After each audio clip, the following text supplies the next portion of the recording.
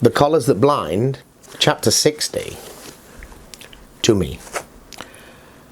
I am watching Mbuya. She sits on the armchair close to me. She is silent now, with worry lines that look like comas. I watched her for a while, thinking that perhaps she is trying to remember more of what happened next. The story cannot be over. Mbuya, I yearned. I want to hear more. Her story has kept me so calm through all of this. There's a tube hooked on my arm and a bag hung somewhere on the stretcher chair, but I had almost forgotten that I have a needle sticking into me. I mean, I'm not scared of needles or anything, but listening to the sound of Mbuya's voice, living in the world she built with her words, has kept me distracted. Mbuya, I said again, hoping she will continue her tale. I think perhaps I've told you enough, Muzukuru. But Mbuya, you said the story would help me. I mean, it's true, she did say that, but it's also not cool to leave me hanging. Mbuya smiles. I did say that, and I believe you've already heard what I wanted you to hear. You're a smart boy after all. But Muzukuru, war is a painful thing, and perhaps memories of such pain should not be passed on to little uns like you. I've already told you too much. I just want to know how the story ends. I'll try for the last time. Mbuya doesn't say anything. After a while, the nurse comes in, pushing a trolley. How are we doing in here? She asked. Not bad, I mumble. She fumbles with the blood bag, then looks at me. I think we have enough, she says.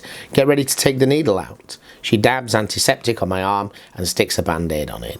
I've been asking every nurse that comes through here if they know how Jabu's doing, but there hasn't been much news. It's been 3 hours since his doctor said they were taking him into surgery, and I've had no more information. I try again. Have you heard anything about Jabu, my friend? How is he? There is anger in my voice when I say it this time, because everything that happened to him floods back into my mind.